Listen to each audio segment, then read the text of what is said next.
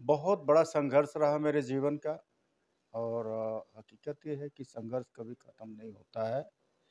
जब तक ज़िंदगी है तब तक संघर्ष है, तब तक मेहनत करना चाहिए और हर सिनेमा हमारे लिए एक चैलेंज होता है।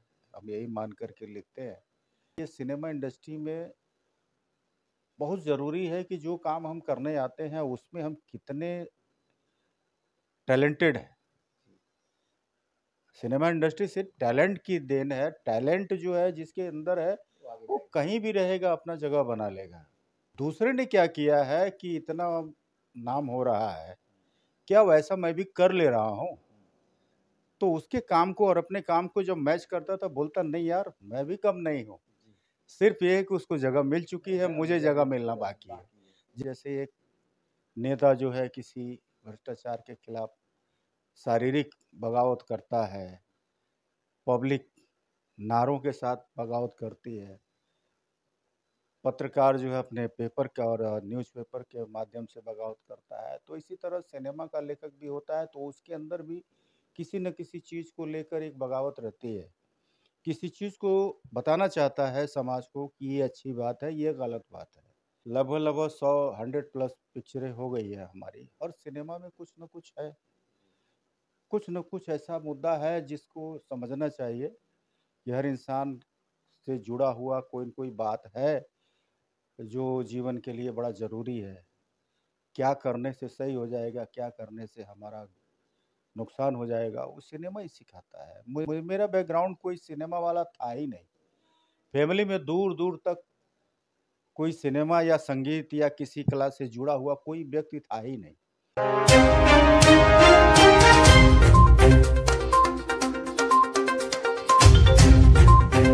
नमस्कार दोस्तों, राजभर एक्सप्रेस में आप लोग का तहे दिल से स्वागत है। इस समय विले पार्ले में है और आज हमारे साथ जिस शख्स को देख रहे हैं, किसी परिचय के मोहताज नहीं है। भोजपुरी सिनेमा के जाने-माने राइटर हैं। कई फ़िल्में इनकी रिलीज़ हुई और काफ़ी हिट हुई हैं। आज इनसे मिलने का मौका मिला है, तो आइए जानते हैं और मिलते हैं एसके चौहान जी, जो राइटर हैं, भोजपुरी सिनेमा के जाने-माने राइटर हैं।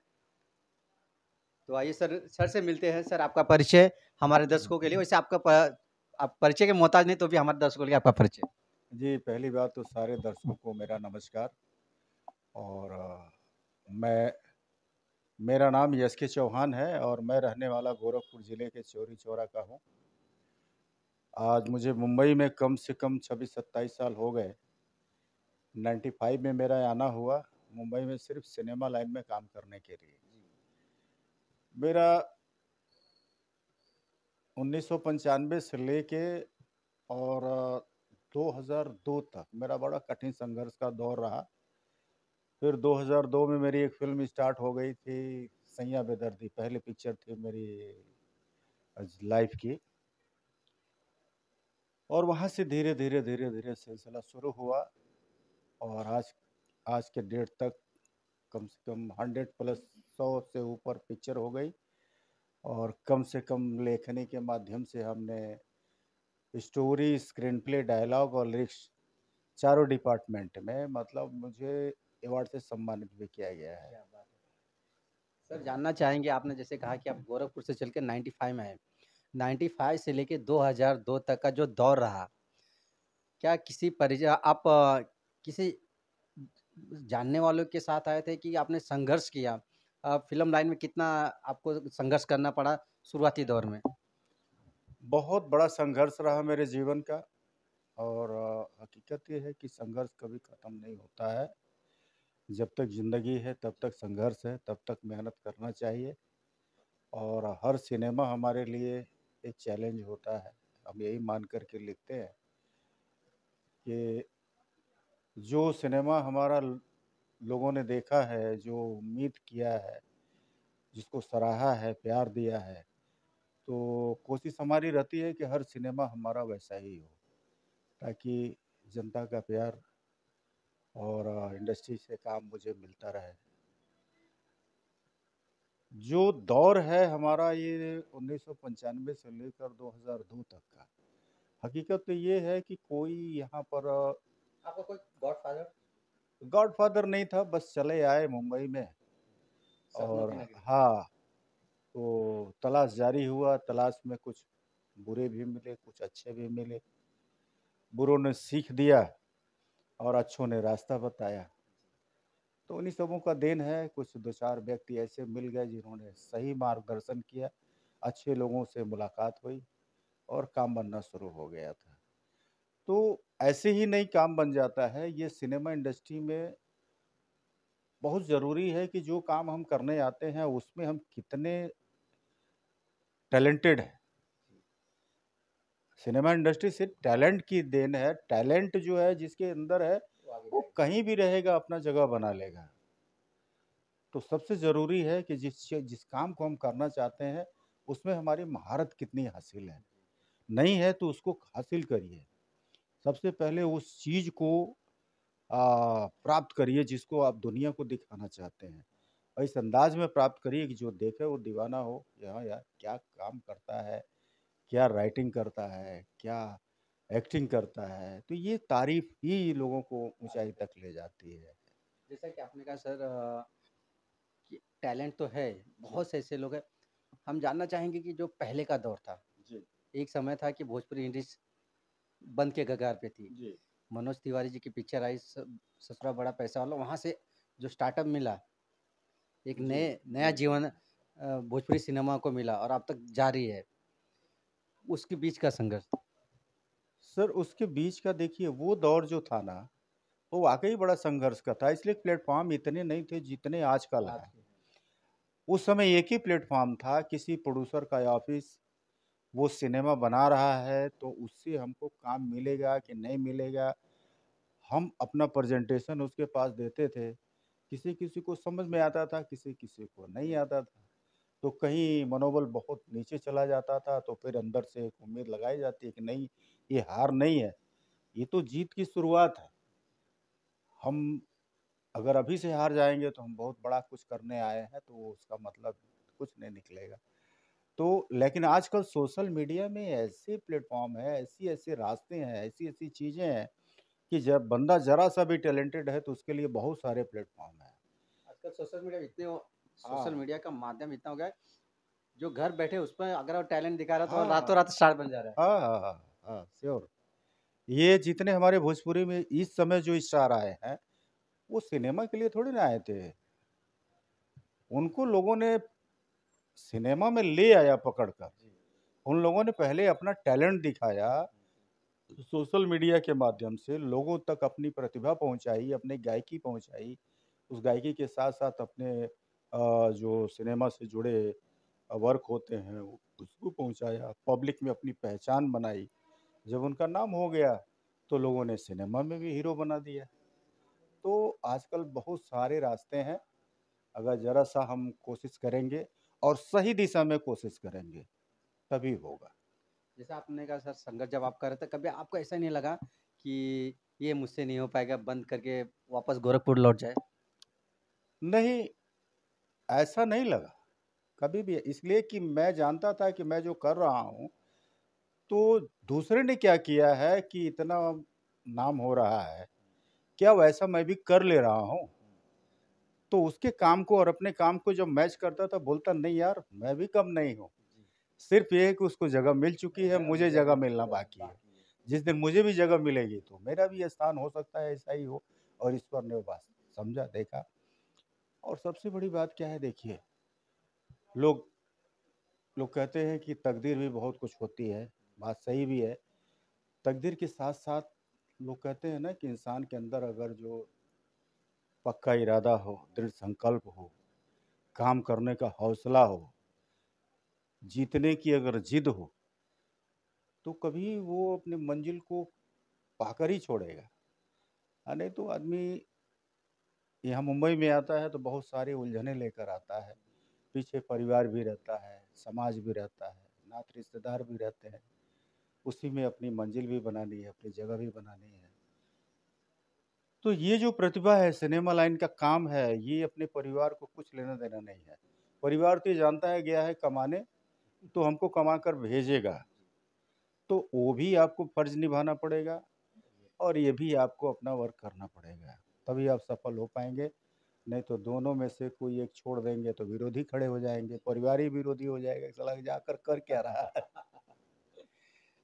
सर जानना चाहेंगे कि जो कलम की ताकत होती, आज कलम की ताकत पे सर जीरो से हीरो यहाँ तक आज जो पहुँचे हैं, सर ऐसा कुछ और से सपना बाकी है? आपने तो बहुत से आपने सपने पूरे कर रहे हैं, कुछ ऐसा और सपना बाकी है जो अभी करना बाकी है? देखिए लेखक का जो भूख है कभी ख़त्म नहीं होती है। उसके सामने समाज के इतने सारे मुद्दे रहते हैं और रोज़ नए-नए मुद्दे खड़े होते हैं। तो लेखक का एक बहुत बड़ी ज़िम्मेदारी होती है, जैसे एक नेता जो है किसी भ्रष्टाचार के खिलाफ शारीरिक बगावत करता है, पब्लिक नारों के साथ बगावत करती है। पत्रकार जो है अपने पेपर का और न्यूज़पेपर के माध्यम से बगावत करता है। तो इसी तरह सिनेमा का लेखक भी होता है, तो उसके अंदर भी किसी न किसी चीज़ को लेकर एक बगावत रहती है। किसी चीज़ को बताना चाहता है समाज को कि ये अच्छी बात है, ये गलत बात है। तो हम भी वही तो ये बगावत कभी ख़त्म होगा ही नहीं। तो जब तक रहेंगे तब तक आज लगभग-लगभग 100 प्लस पिक्चरें हो गई है हमारी और सिनेमा में कुछ न कुछ है। कुछ न कुछ ऐसा मुद्दा है जिसको समझना चाहिए कि हर इंसान से जुड़ा हुआ कोई न कोई बात है, जो जीवन के लिए बड़ा ज़रूरी है। क्या करने से सही हो जाएगा, क्या करने से हमारा नुकसान हो जाएगा, वो सिनेमा ही सिखाता है। मेरा बैकग्राउंड कोई सिनेमा वाला था ही नहीं।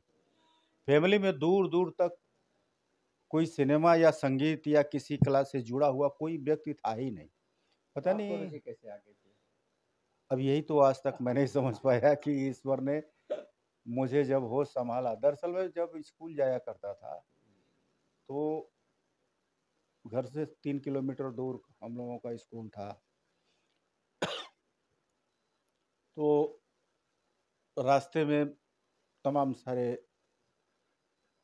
अ, रास्तों से गुज़र के वो जाना पड़ता था। तो एक रेलवे लाइन थी, उसको क्रॉस करके जाना रहता था। तो रेलवे लाइन के किनारे उसी रेलवे के ही एक मकान पर सिनेमा के पोस्टर लगा करते थे। जो हमारे सिटी में सिनेमा हॉल था, तो जब भी उसमें कोई सिनेमा लगता था, तो वहाँ पोस्टर पोस्टर लग जाते थे। लगा रहता था। तो पोस्टर देखा करता था कि साला ये सिनेमा वाले हैं, कभी हमारा नाम यहाँ होगा कि नहीं होगा, हमारा फ़ोटो होगा कि नहीं होगा। तो चस्का वहाँ से बढ़ा, तो फिर ढूँढना चालू किया कि सिनेमा में जाने का मार्ग क्या है? तो बहुत महँगे मार्ग दिखाई दिए कि या तो बहुत अच्छा गायकी आती हो, तो उसमें मैं सोचा यार मेरी फैमिली ऐसा नहीं है कि जो मुझे इन सारी बातों के लिए सपोर्ट कर सके। तो एक लेखक लेखनी का भी माध्यम है सिनेमा में जाने का। ये चीज़ मुझे सस्ता लगा कि पढ़ाई के साथ-साथ कविताएँ लिखना शुरू किया, तो अच्छा लगने लगा। तो फिर जो कॉलेज में, स्कूल में जो सांस्कृतिक कार्यक्रम होते उसमें हैं, भाग लेने लगे। तो उसमें प्ले करने लगा, तो अच्छा लगने लगा। तो फिर जो है ड्रामा लिखने लगा, तो ड्रामे को फिर प्ले करने लगा। तो इस तरह धीरे-धीरे कला के आपकी प्रति रुचि रुझान बढ़ती होता चला गया।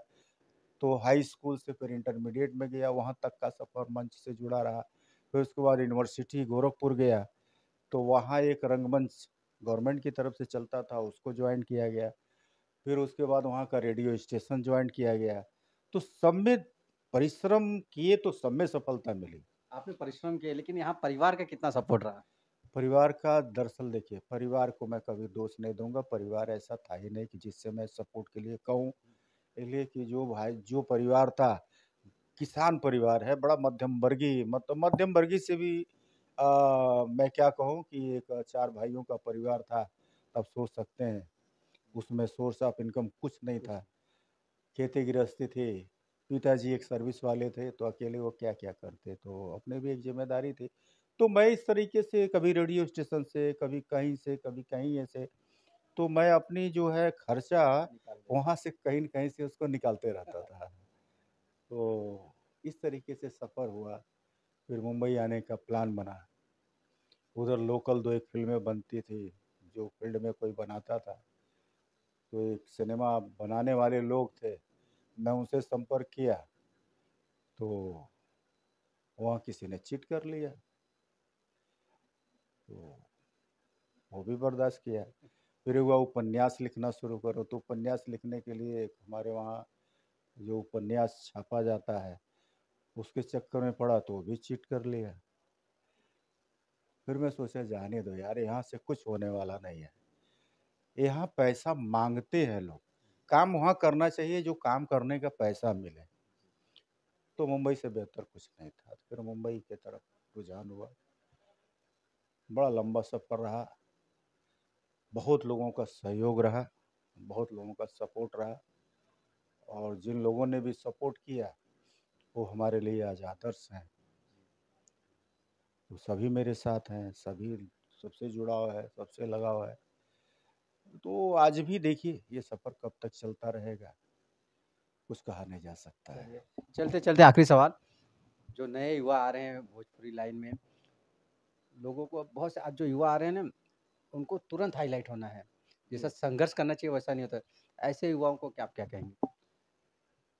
देखिए क्या है, छलांग लगाकर किसी चीज़ को पा जाना ये तो बाई लक बाई चांस है, नहीं तो इसमें धोखा बहुत ज़्यादा होता है। आपको जल्दी से हाईलाइट होने के चक्कर में बहुत सारे ऐसे लोग मिलेंगे जो आपको गर्त में भी ले जा सकते हैं और आसमान में भी ले जा सकते हैं। लेकिन आज हर युवा के लिए मैं यही कहूँगा कि अगर जो भी आप काम करना चाहते हो तो उस काम में इतनी महारत हासिल कर लो कि जो तुमसे काम ले रहा है वो दोबारा इंतजार करे, यार वो लड़का मुझे चाहिए। तब आपको पीछे मुड़कर देखने का नौबत नहीं आएगा। पहले उस चीज में नहीं कुछ सीखे हो तो उसको सीखो। अखाड़े में पहलवानी करने, पहलवान से लड़ने के पहले आदमी क्या करता है, वो भी तैयारी करता है, पहलवानी करता है, अपने अपने आप को उस लायक बनाता है कि अगर मुझसे लड़ना है, उसे पछाड़ना है तो मुझे वो प्रतिभा हासिल करनी पड़ेगी। तो मेन चीज सिनेमा भी यही है। यहाँ कोई पैसा लगाकर सिखाने नहीं बैठा है। आपका इंटरव्यू लेगा या आपको टेस्ट करेगा या आप उसके मार्फत नहीं रहेंगे तुरंत आपको आउट करेगा। इसलिए आप अपने आप के अंदर वो प्रतिभा हासिल कर लो कि एक प्लेटफॉर्म मिल गया तो अगर वहाँ जब आप परफॉर्म करते हो ना तो वहाँ शूटिंग करने वाले 60-70 लोग रहते हैं। वो सारे लोग आपकी तारीफ करेंगे और न जाने कहाँ कहाँ आपकी चर्चा होगी। और वहाँ अगर फेल हो गए तो वहाँ उतने सारे, अरे वो लड़का अरे बेकार है, वो नहीं कर पाता है, तो बुराई भी फैलती है। तो कोशिश करो कि एक बार जब मौका मिले तो दोबारा फिर पीछे मुड़ के देखने का मौका ना रहे। चलिए, बहुत बहुत धन्यवाद सर, वो आपने कीमती समय दिया हमारे चैनल को, इसके लिए बहुत बहुत धन्यवाद।